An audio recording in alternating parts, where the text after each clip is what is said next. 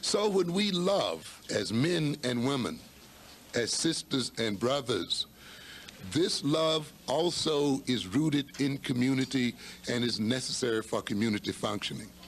Love, romantic love or whatever love, is not a selfish undertaking. And it should not be perceived as something just between you and your partner. It moves beyond that. It's going to influence more people than just you and your partner. It's going to influence the community itself. And consequently, then, the community has a right to concern itself with the so-called nature of love.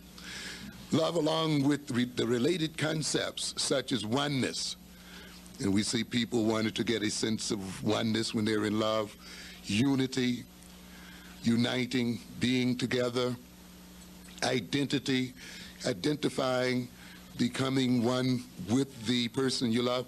It becomes interesting. We talk about love in terms of blood relations.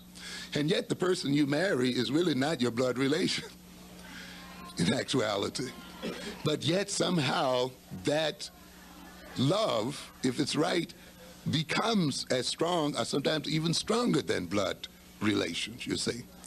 So because love tends, as we see it in this culture, to unite and bring about identity between two or more people that goes beyond their biological relatedness, that often is stronger than their biological relatedness. Love, along with commitment, caring and sharing, belonging, relatedness, commonality, that's having things in common, is that which creates a community, is that which supports a community and maintains a community. So then the thing that keeps a community together is, of course, the nature of love that inheres in its families and between its families. And ultimately, the nature of love that is put out toward the community itself and toward one's people. And all of this influences the nature of romantic love. When you want to destroy a community, when you want to destroy a people, as we will talk a bit about later on, you destroy the nature of their romantic love, destroy their ability to love one another in a healthy sort of way. And we will see.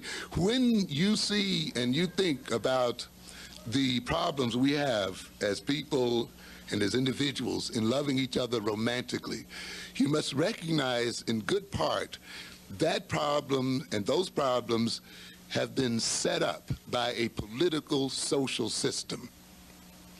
Because we shall see that love, the love that we have for one another, is the greatest threat to the people who rule over us. And it is necessary for those people who rule over us and who rule over African people the world over, if those people are to stay in power, they must destroy our ability to love each other in a healthy sort of way. This is why, even if you're concerned with your individual love for your boyfriend or your husband, you cannot separate that love from what is going on in the world, politically and socially. Because the nature of that love is defined by political, social circumstances. And if you can't understand why you have problems in your love relations, perhaps a good part of it is because you have not taken time to understand the nature of the political, social situation in which you live. Because you have been made to think that your love is merely the concern of you and your partner and not rooted in what is going on in the world. Love is a part of the world you live in. The community ultimately defines love anyway. You see, many of us are raised in this culture, and we've been raised to think love is something just natural and just flows out of living. I'm speaking now particularly of romantic love. But actually, you have to learn how to love. Love is taught to you. You teenagers, you're being taught what love is.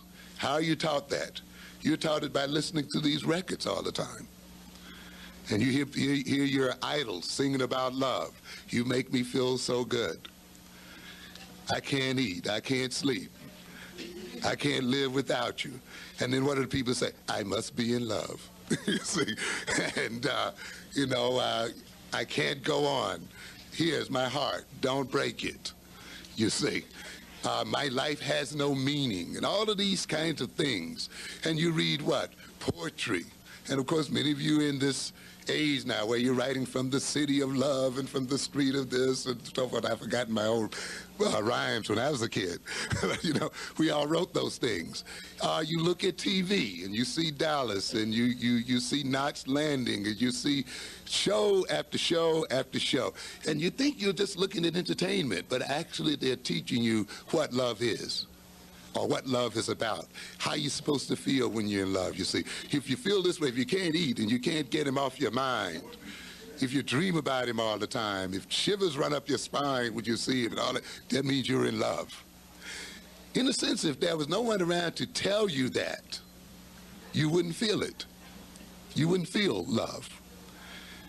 Now, romantic love, believe it or not, is only, in this culture, about 200 or 300 years old. Prior to, say, the 1700s, people didn't marry for love. In fact, they saw love, what we call love, as a terrible basis for marriage. They fought against it. They married in terms of maintaining family lines, in terms of maintaining property, in terms of maintaining political and other kinds of associations, class associations. Your husband might have been picked out for you at birth. You might not have even seen your husband until your wedding day.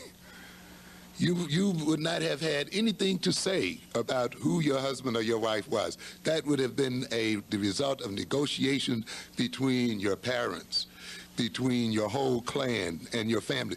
Because these families recognized that when marriage takes place between a man and a woman, the families are married as well. That you don't marry just an individual, you marry into a family, you see.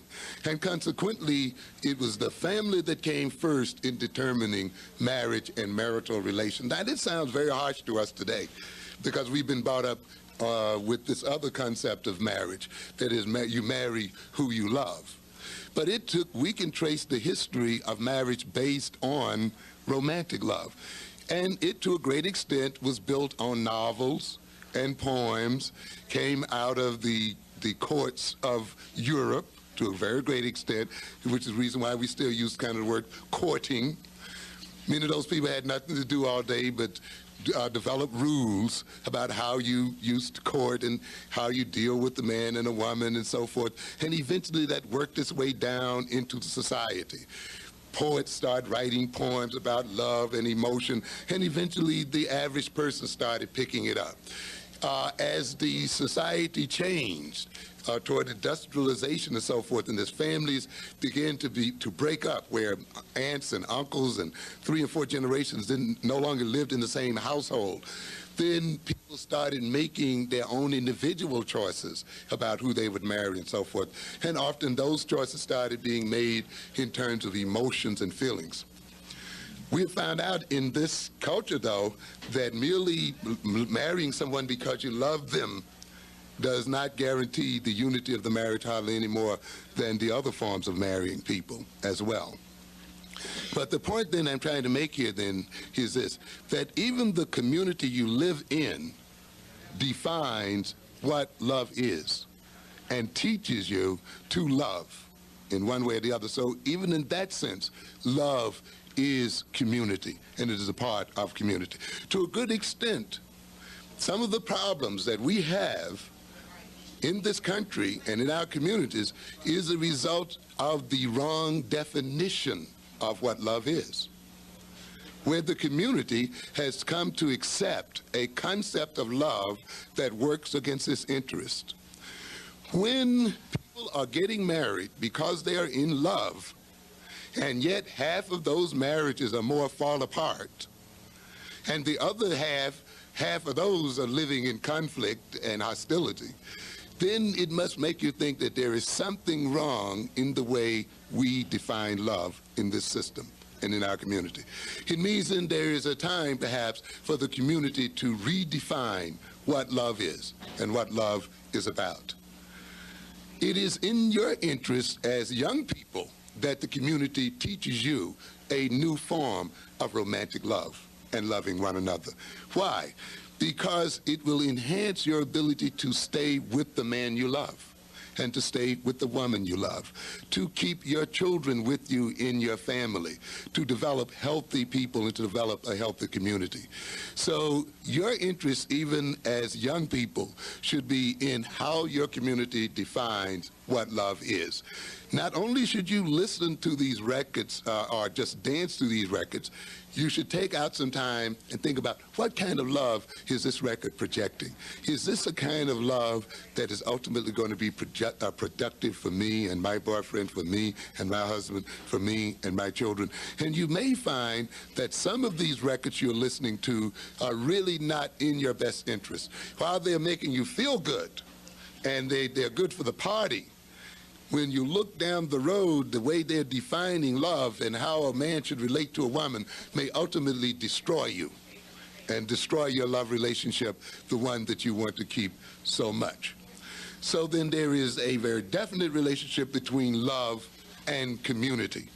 And the community itself has a very deep and abiding interest in what love is and how love should be defined and expressed.